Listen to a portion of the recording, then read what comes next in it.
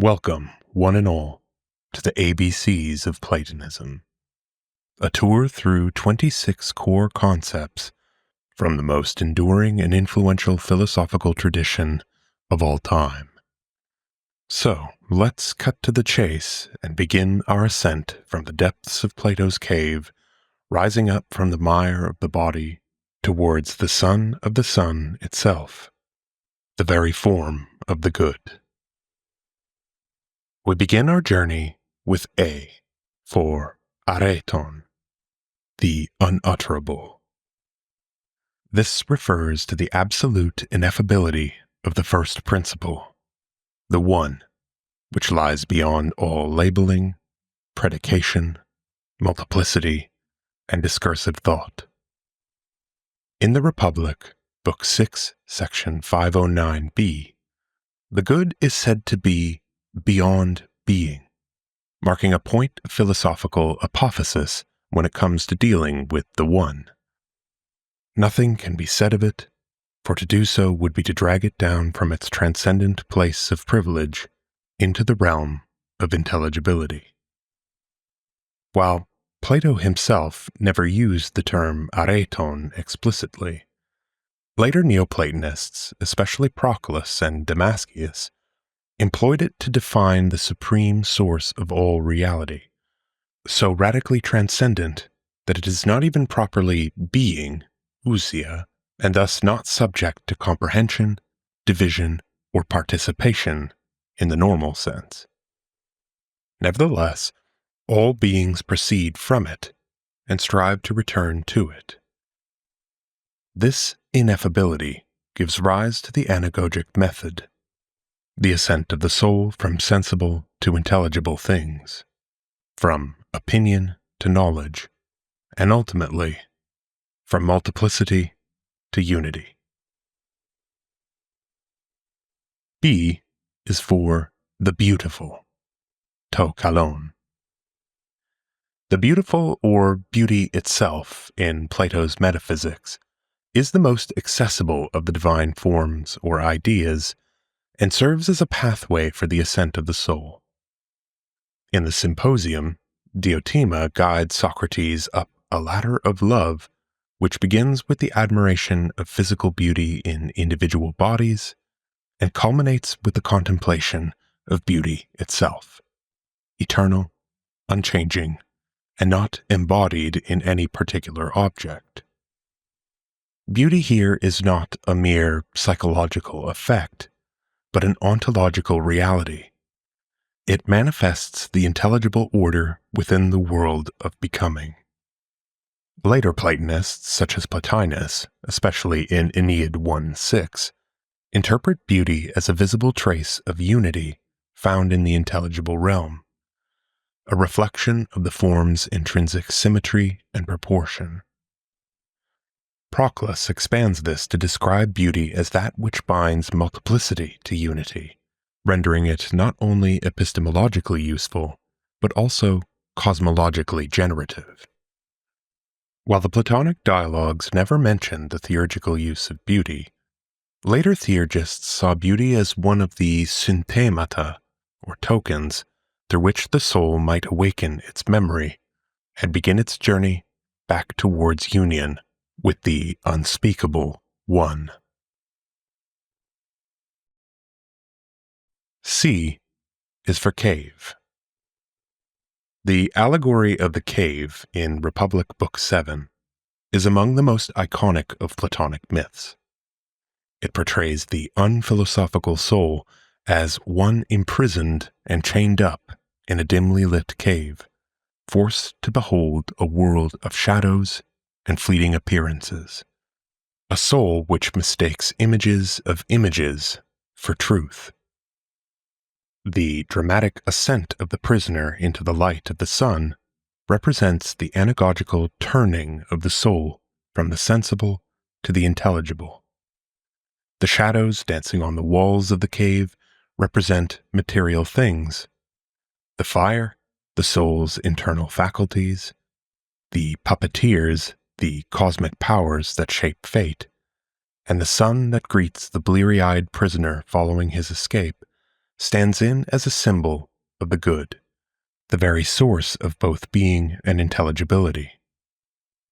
The myth dramatizes the full cycle of procession, remaining, and reversion, the triad that undergirds all Neoplatonic metaphysics.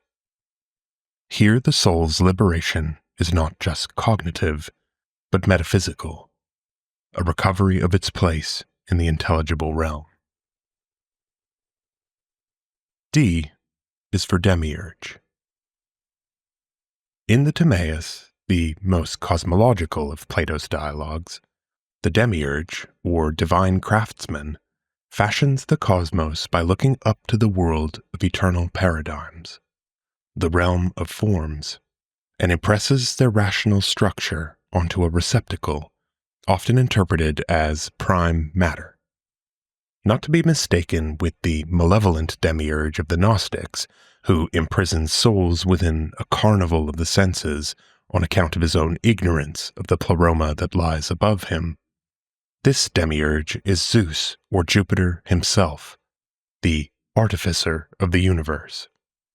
He does not create ex nihilo like the god of Genesis, but instead shapes what always was into what always becomes. The created world is thus generated, yet eternal. This demiurge operates through logoi, rational principles, which mediate between the forms and the world. Proclus, moreover, was clear to make a distinction between the demiurge of wholes, who wholly produces totalities at once, from subordinate demiurgical powers that form parts and particulars. E is for Eros. In Plato's Symposium, Eros is described as a daimon, a divine but intermediary being between gods and mortals. As Socrates' guru Diotima teaches him, Eros is not the possession of beauty, but the desire for it, and it motivates the soul's ascent toward the form of beauty and ultimately toward the good itself, the divine sun of the Platonic cosmos. For Plato, then, Eros is what moves the soul to recollect, to ascend, to unify. In Plotinus, Eros is understood as a kind of ontological impulse, a procession from the intelligible toward the multiplicity of the world, while in Proclus, it becomes a divine energy that binds each order of being to the one above. Many later theurgists revered Eros as a cosmic principle manifesting unity through desire. Marsilio Ficino famously wrote that love is a magician, as the work of magic is the attraction of one thing by another on account of a certain affinity of nature. It should be noted, however, that not all desire is eros. The letter E, therefore, could also stand for epithumia, the irrational craving for the sensible, which the soul must transcend if it is to ascend properly. F is for forms. The forms are Plato's most distinctive metaphysical innovation. Where the so-called pre-Socratics placed one or another substance as the principle of all existence, Plato posited ideas or forms to be the eternal, immutable archetypes of all things, existing independently of the sensible world of fire, water, air, and earth.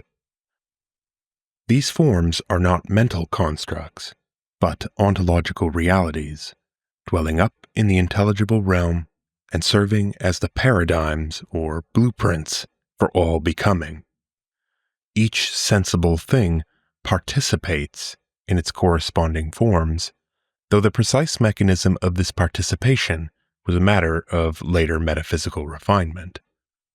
For Proclus, forms exist not only in noose or intellect, but they also project logoi into souls and into the world soul, causing the world of senses to be animated and intelligible.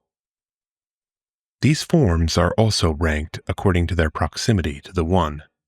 Some are more universal, like being, unity, truth, and beauty, while others are subordinate, like man or horse. Thomas Taylor, following the Neoplatonists, interpreted the forms as living paradigms, not merely inert structures in some world beyond time and space, but divine intelligences whose activity sustains the cosmos. G is for generation. In Platonic thought, generation denotes the realm of becoming, of temporal, changeable, and composite beings. In the Timaeus, Plato describes the cosmos as generated but eternal, always becoming in accordance with an unchanging intelligible paradigm. Generation, then, is contrasted with ousia, true being, which is immutable and eternal. In metaphysical terms, to be generated means to lack self-sufficiency. It's a mark of participation in something higher and of having essence dispersed across time. Plotinus interpreted generation as the ontological procession from the higher to the lower. Being flows from the One through intellect and soul into the realm of nature and matter.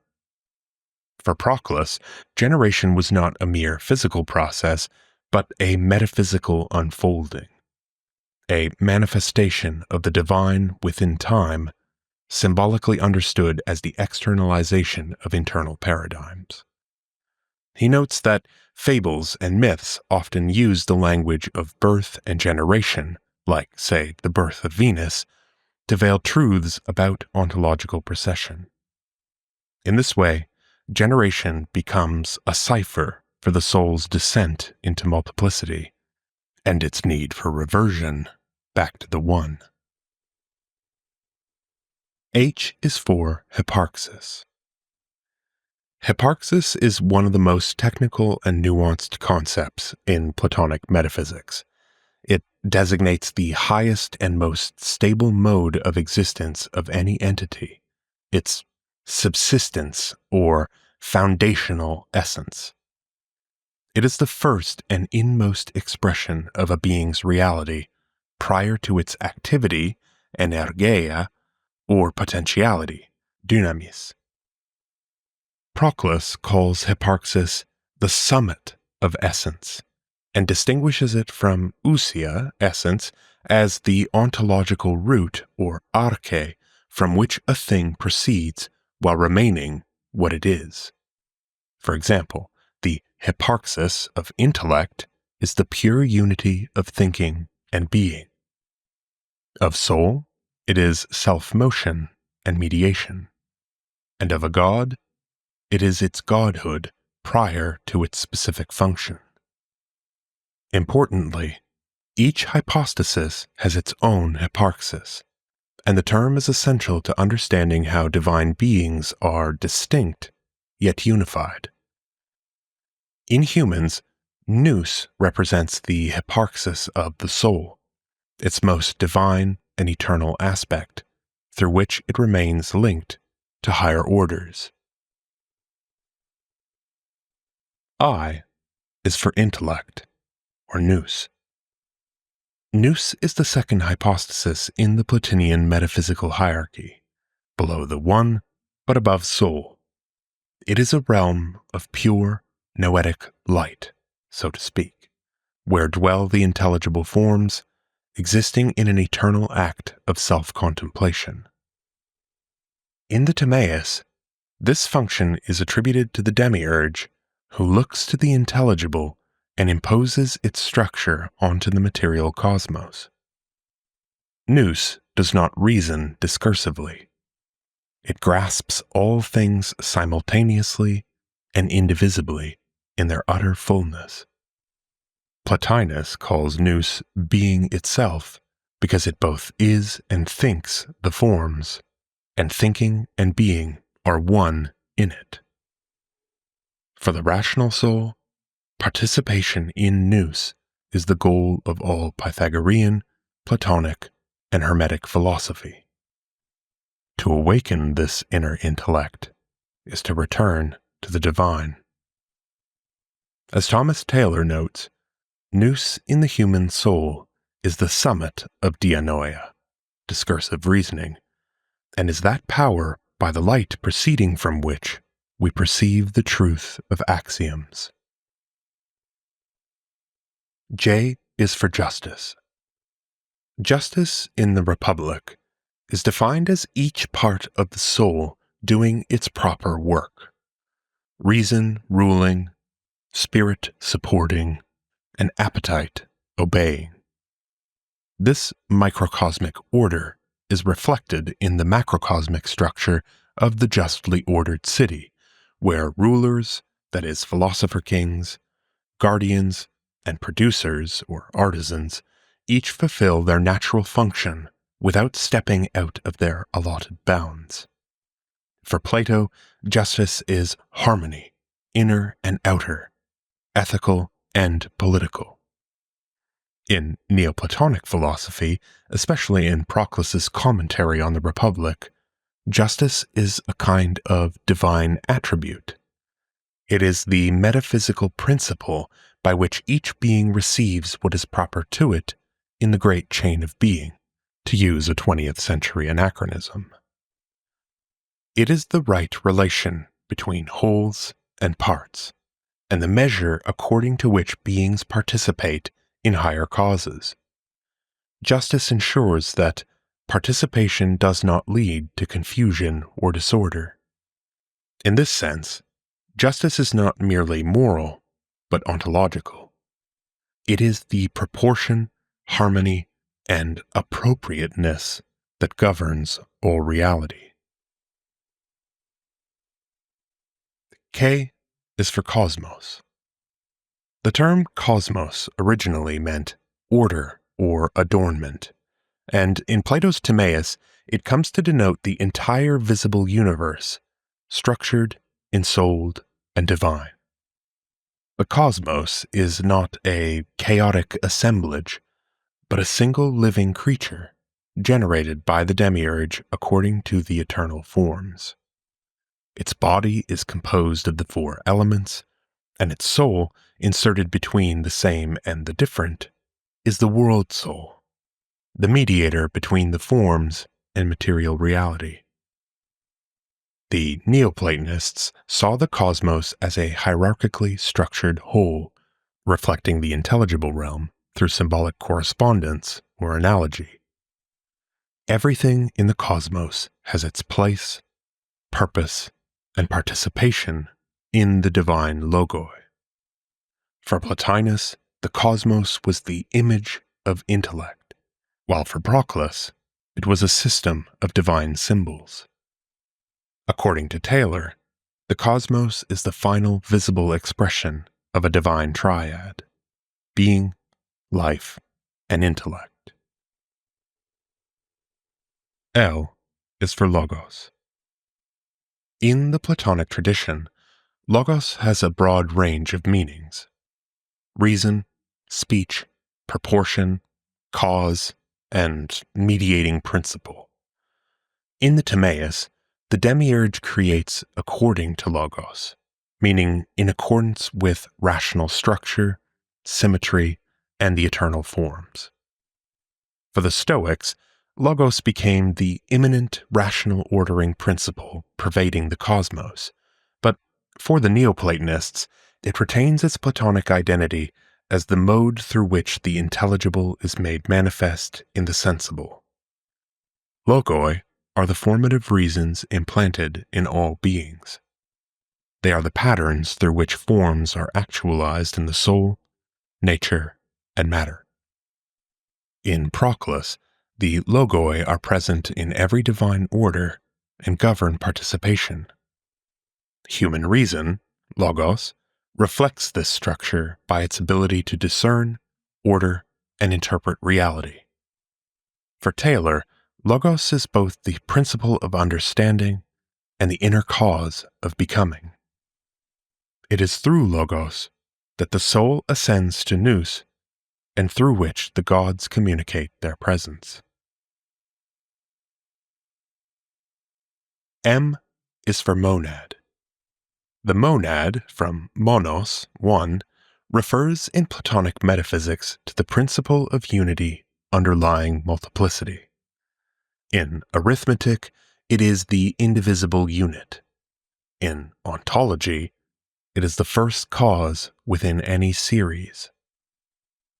In Plotinus and Proclus, monads are not mere units of number, but ontological fountains. Each order of being, for example, gods, intelligibles, souls, begins from a monad that communicates its essence downward while remaining itself untouched. The highest monad is the One, which is beyond being and beyond even self-relation. From the One proceeds the monad of intellect, or noose, and then the monad of soul, psyche, each generating a subordinate multiplicity while retaining a unifying core. In the sensible cosmos, monads appear as wholenesses, such as the world itself or the celestial spheres, which contain the totality of their respective orders. Thomas Taylor emphasized that monads produce multiplicity not by division, but by participation. Multiplicity reflects the monad without diminishing it. Every monad in the Neoplatonic system gives rise to a triad. It remains in itself, proceeds outward, and returns inward. This is the structure of all ontological causality. N is for noose. Noose, revisited here for emphasis, is both a distinct hypostasis and the activity of pure intellection. It is the eternal actuality of thinking, wherein the thinker and the thought are identical. In Republic, Book 6 and 7, Plato sets noesis, or intellectual vision, above dianoia, or discursive reasoning, in his famous divided line. Later, Plotinus identified nous as the level of reality that follows immediately from the One. It contains all the forms, not as separate items, but as united in an indivisible, self-contemplating act. Human nous, as the summit of the soul, is capable of aligning itself with this divine nous through dialectic, purification, and theurgical ascent. In Platonic psychology, nous is often latent in humans. It must be awakened from its entanglement in the thicket of lower faculties to function as the vehicle of true knowledge. O is for opinion. Opinion is the lowest of the soul's cognitive faculties, positioned beneath episteme, knowledge, in Plato's divided line. It relates to the realm of the visible and the changing, things that are, but are not fully knowable. Opinion apprehends the what, but not the why, distinguishing it from dianoia, which grasps reasons and causes. For Plato, opinion is not wholly false, but unstable and intermediate. It lies between ignorance and knowledge. Thomas Taylor notes that stochastic knowledge knows that a thing is, but is ignorant of the cause of it, and thus serves as the first rung in the ladder of cognition. The soul, in its embodied state, relies heavily on opinion, since the senses only present appearances. Among the Neoplatonists, opinion is the extremity of the rational soul's power, and its proper function is to guide the soul towards higher knowledge by discerning images of truth in the sensible world. Proclus notes that doxa is productive of images, leading either to fantasy or to dialectical assent, depending on the soul's orientation. P is for participation, or methexis. Participation is the foundational principle that explains how multiplicity derives from unity, how the sensible reflects the intelligible, and how all things relate to the forms.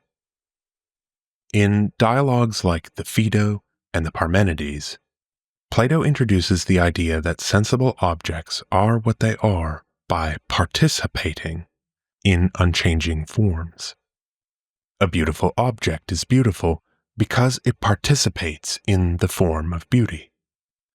In Neoplatonism, methexis is elaborated into the ontological mechanism by which procession occurs without loss. Participation is asymmetrical and non-competitive. The participated does not change or diminish by being participated. Proclus elaborates on 5 modes of the divine appellation God: by essence, by union, by participation, by contact, and by likeness. Participation governs most of these, allowing souls, daimones, and even matter to reflect divine qualities without being gods in themselves. Q is for qualitative hierarchy. The Platonic cosmos is organized not by extension, quantity, or size, but by quality of being.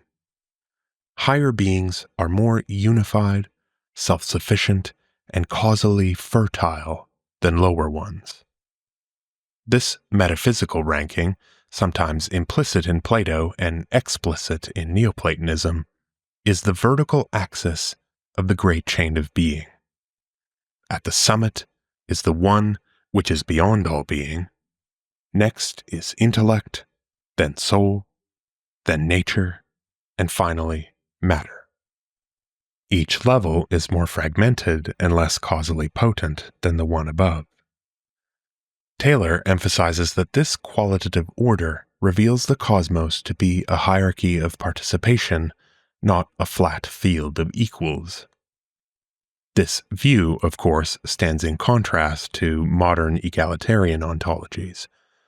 For the Platonist, inequality in being is not unjust, but natural and even necessary for cosmic harmony and justice. R is for recollection, or anamnesis. Introduced in the Meno and expanded in the Phaedo and the Phaedrus, Plato's doctrine of recollection holds that the soul, having contemplated the forms before its embodiment, retains a latent memory of them, which can be stirred through philosophical inquiry. Recollection is not learning in the empirical sense, but the recovery of forgotten truth. It presupposes the soul's immortality and its preexistence in the intelligible realm. For the Neoplatonists, anamnesis becomes a central mode of the soul's return to its origin. Anamnesis is catalyzed not only by dialectic, but by symbols, myths, music, and theurgy. The entire world is thus seen as a dense forest of living signs that prompt the soul's awakening to truth. S is for soul. The soul, psyche or psyche, is a central concern of Platonic philosophy and a fully articulated hypostasis in Neoplatonic metaphysics. In the Republic, the soul is divided into 3 parts: the rational, the spirited, and the appetitive, each corresponding to a faculty and a virtue. In the Phaedrus, Plato presents the soul as a winged chariot drawn by 2 horses, symbolizing its mixed nature and its potential for ascent. For Plotinus, soul is the 3rd hypostasis, the lowest extension of the one into matter, proceeding from noose while remaining unified in itself. It is eternal, indestructible, characterized by self-motion or autokinesis, and serves to mediate between the intelligible and the physical. Proclus expands on this to describe a hierarchy of souls: divine souls, daimonic souls, human souls, and animal souls, each ordered according to its mode of participation in intellect. Human souls in particular are amphibious, capable of turning downward toward bodily life or upward toward noetic contemplation. This dual nature of man's soul is most famously enshrined in Pico della Mirandola's 1486 oration, so-called On the Dignity of Man. T is for Theurgy. Theurgy is the divine art through which the soul is elevated beyond discursive reason and united with the gods. While Plato hints at such rites in the Phaedrus and Phaedo, the explicit doctrine of Theurgy arises in the Chaldean oracles and is systematized by Iamblichus in his De Mysteriis. Unlike philosophy, which works through intellect, Theurgy operates through divine symbols, synthemata, which embody the logoi of the gods and thus act as vehicles for union.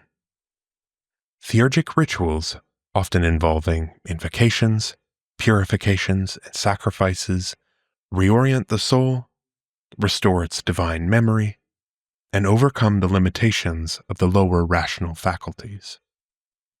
Proclus held that Theurgy was not supplemental to philosophy, but its completion, especially where discursive knowledge fails before the ineffable.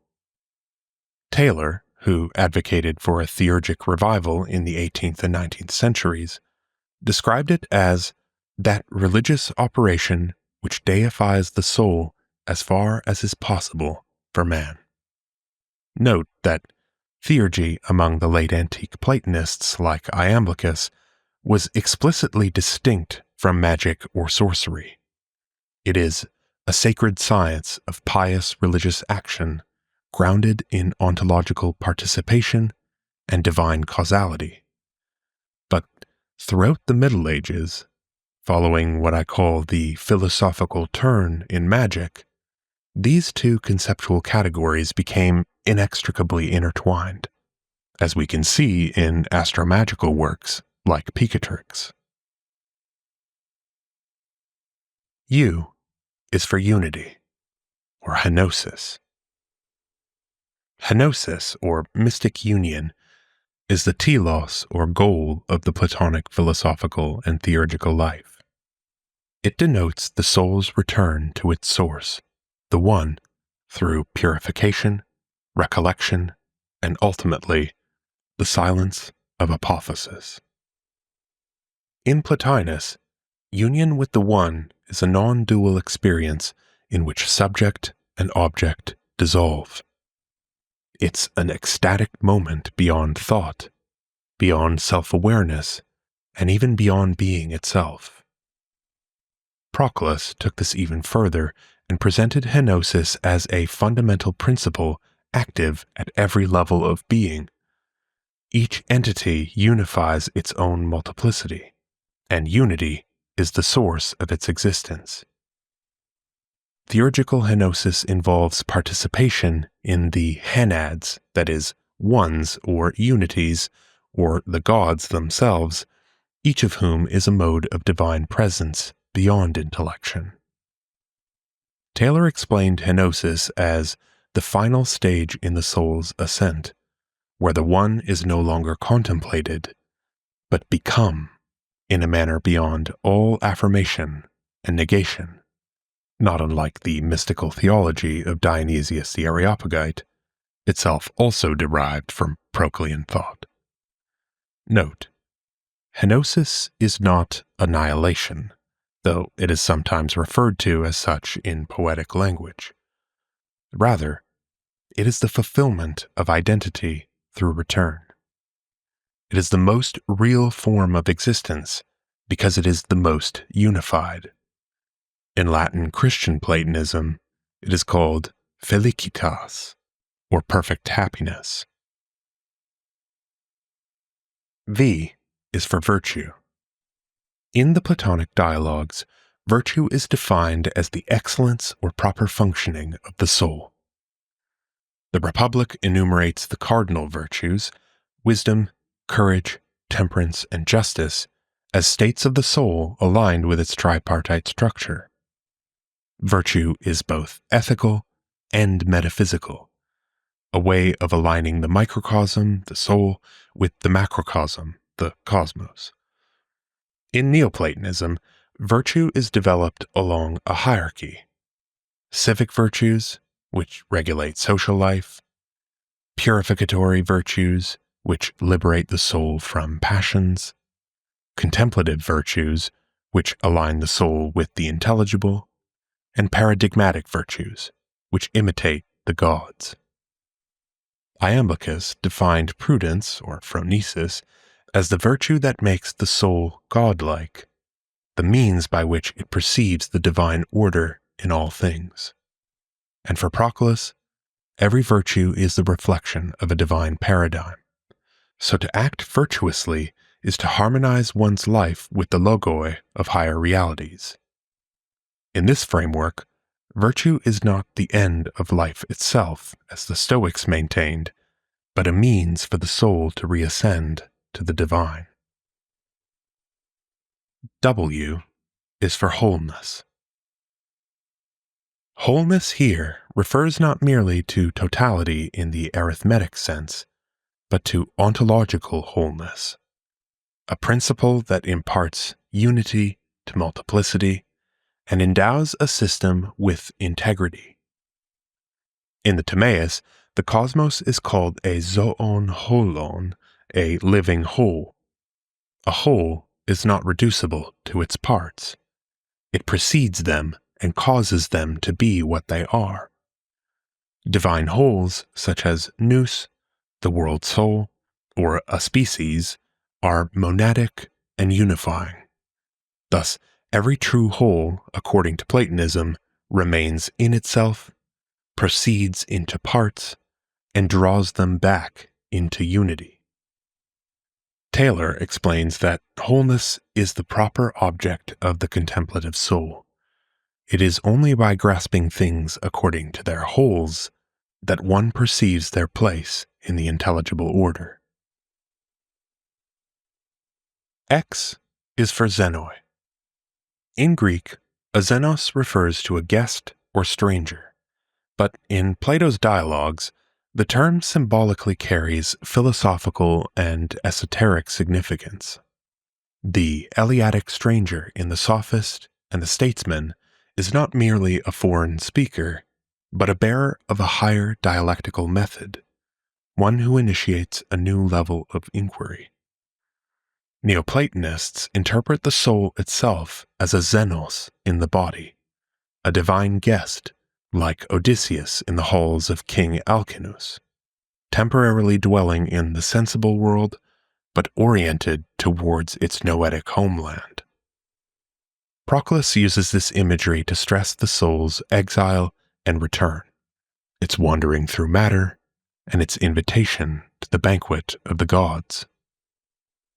For the philosopher, to be a xenos or stranger in the world is a mark of his orientation away from the tomb of the body and toward the higher realm of the intelligibles.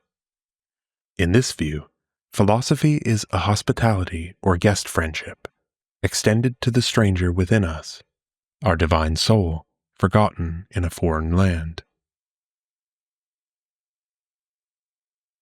Y is for the year of the world, or Platonic year. The Platonic year is a grand cosmic cycle in which all the celestial bodies return to their original positions, completing a perfect revolution.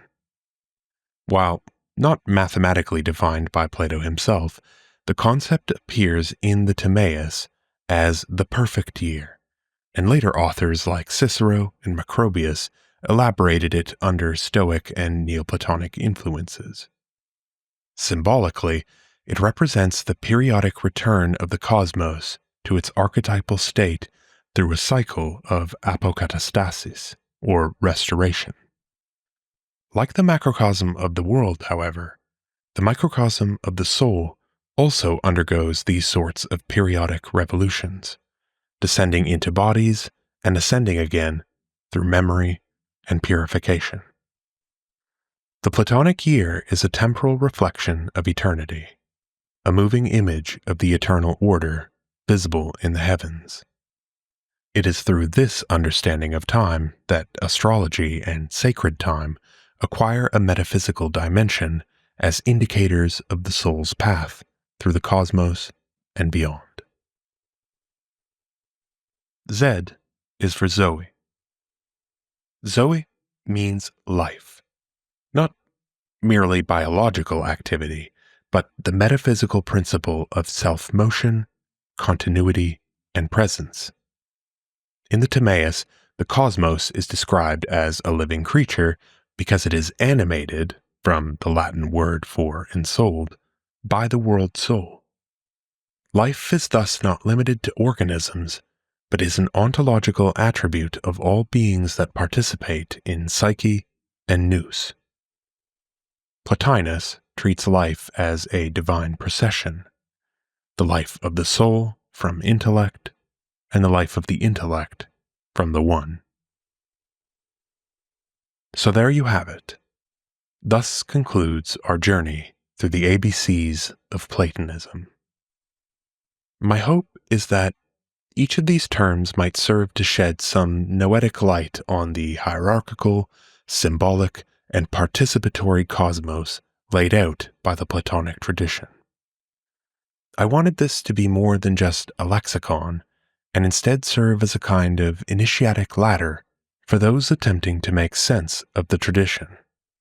This tradition in which each being reflects a higher cause, in which each movement, number, shape, and form is a sign of something hypercosmic or supramundane. Philosophy, in this view, is not merely an academic exercise, but a mode of life, a lived contemplation that reawakens and reorients the highest portion of the soul to its own origin. So, let us continue to exercise ourselves in this tradition, which begins with the probing questions of a Socratic gadfly and ends in mystic silence, where discourse, having reached its limit, gives way to the immediate presence of the one, the true, the beautiful, and the good. If you would like to support more work such as this, please visit patreon.com/themodernhermeticist. And above all, thank you for listening.